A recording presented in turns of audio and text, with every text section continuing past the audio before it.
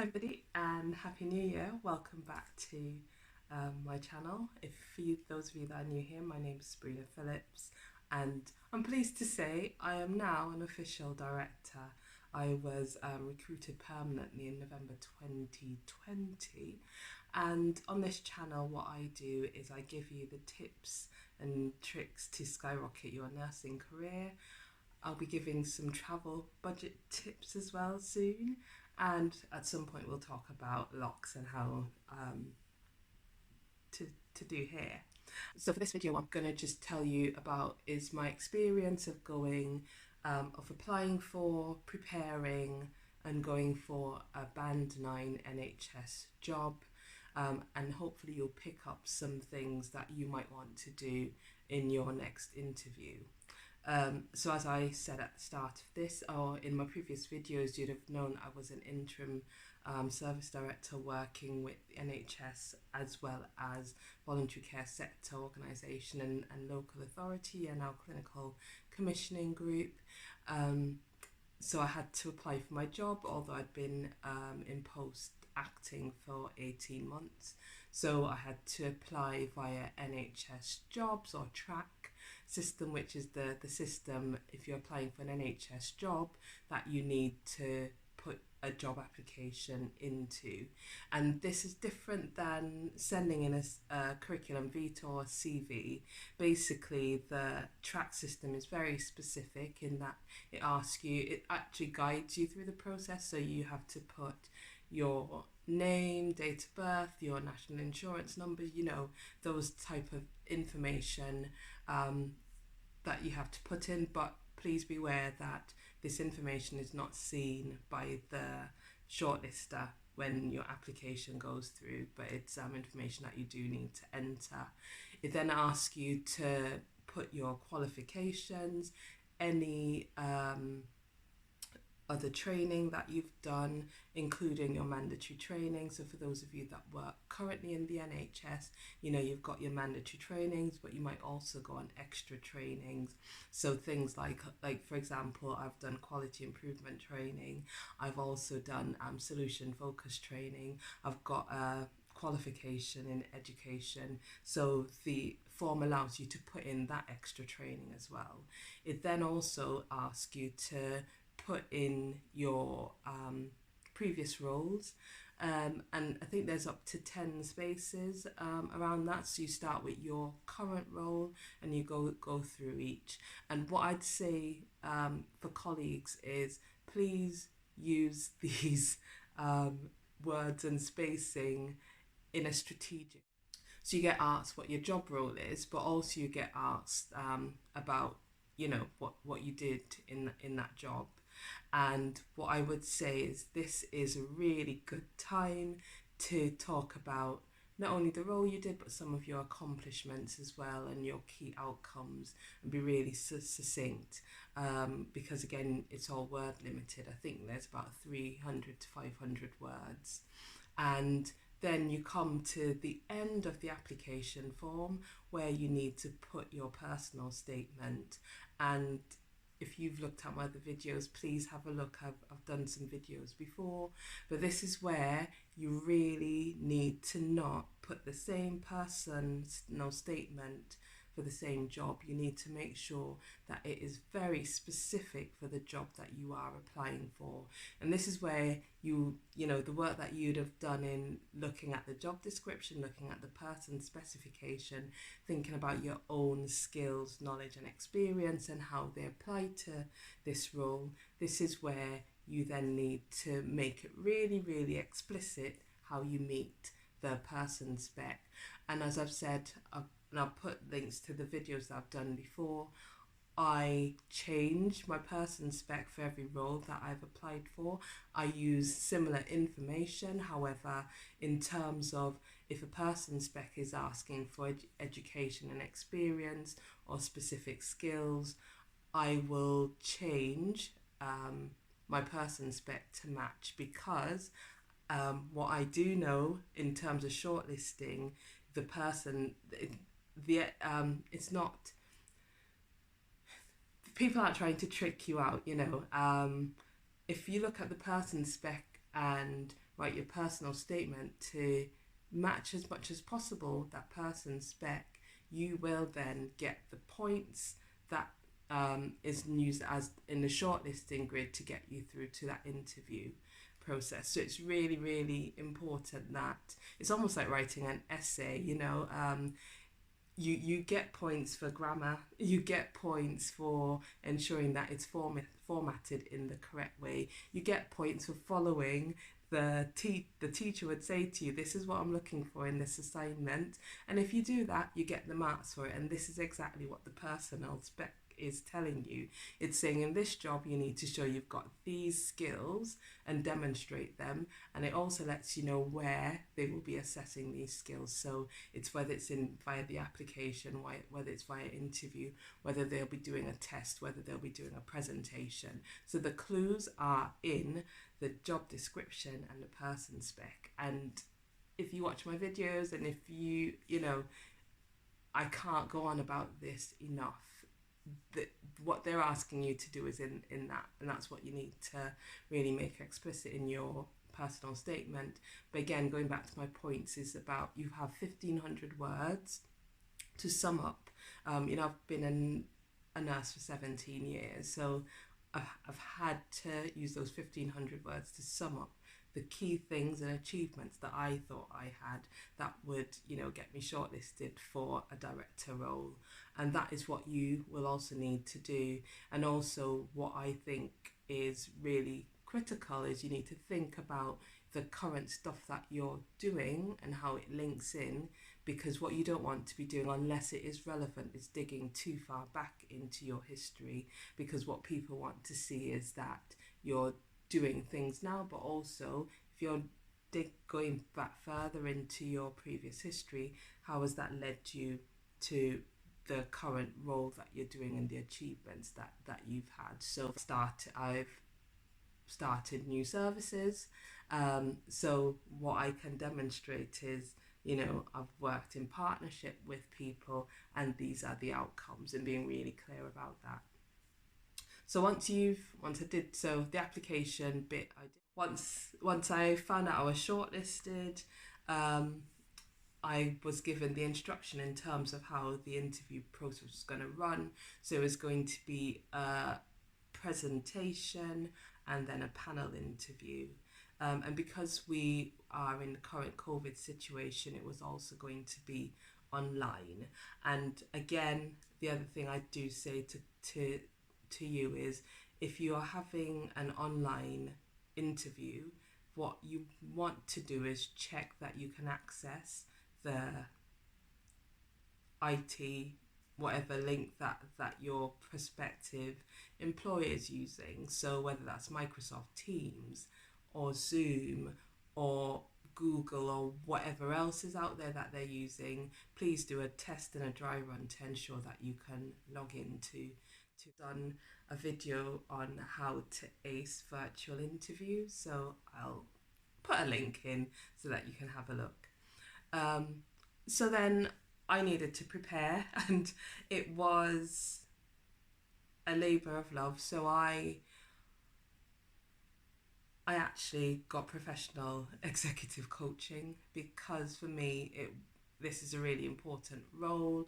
I wanted to give my best. Yes, I have, I'm giving you advice and tips on how to skyrocket your career, and I am just telling you I'm practicing what I'm preaching. So I got some coaching sessions, because what was really clear in my first coaching session is I am quite a talkative person. And what I needed to think about is the different characters on the panel. So you need to think, there's people that really need data and outcomes, and people that might be on different feelings or spectrum emotions, and you need to make sure you answer the questions that you're being asked for each of the panel members, and bearing that in mind. So the gist of my coaching was, how do I be as succinct as possible, but also leaving space to say, has that answered your question? Do you want me to expand on anything else? And that was really, really helpful, because it just took me into a different sphere of thinking about and answering stuff. So I'd say if you've got a really important interview coming up, and I think the higher up in the bands you go, and even in the lower bands, I think it's always helpful to improve yourself, and coaching does that. And I'll talk a bit about coaching in another. If you want to understand how coaching is going to change your life, please watch video I'll be doing next, because I'll tell you, you know, some of the things that how it's going to help you skyrocket your career. Also, I needed to re-look at my person spec and practice. I also looked at other YouTube videos as well, just thinking about, you know, how I could structure my answers. And my coach was very, very clear about using CAR, which is context, action, results.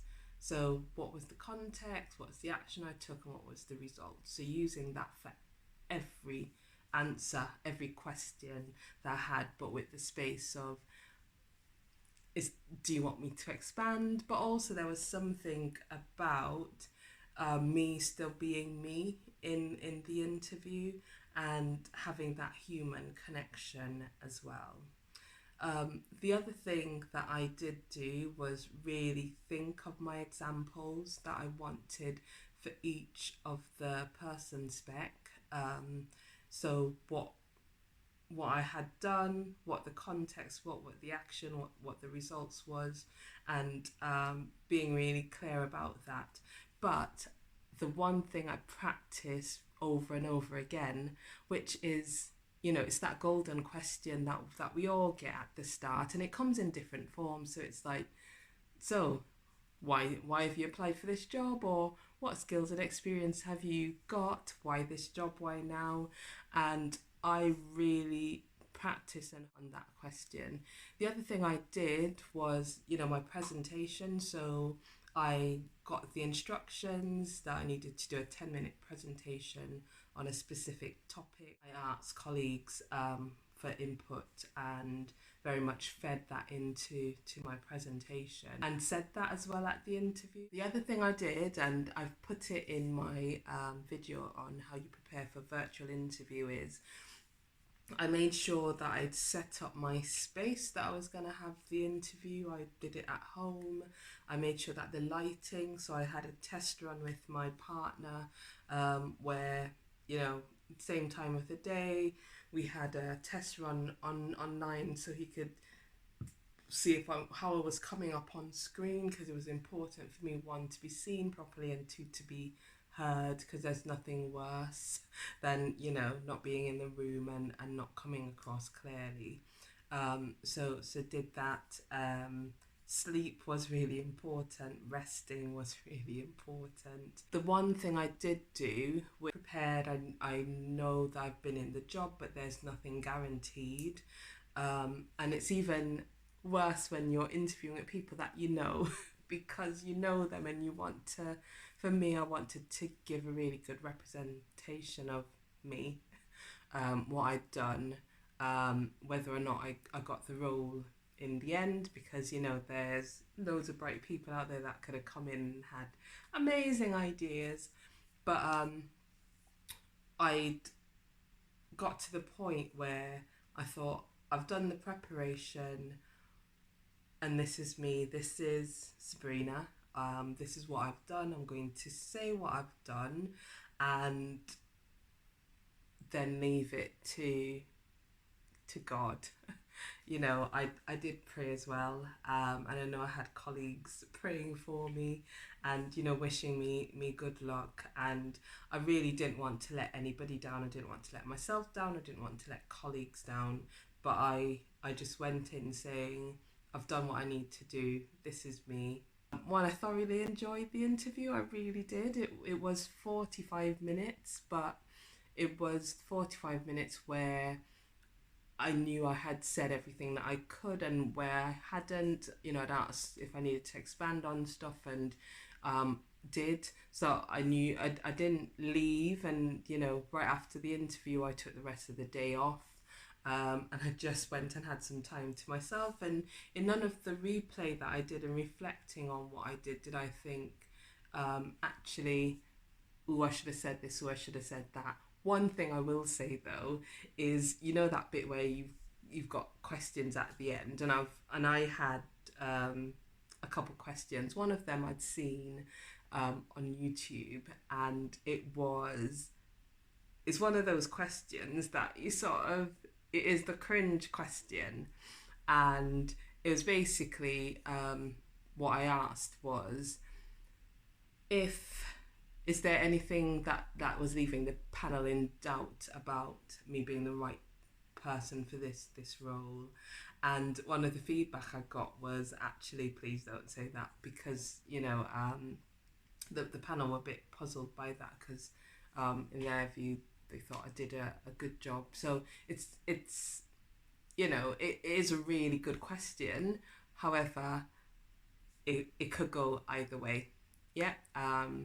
So just to be aware, to think about when you ask your questions at the end, what you do.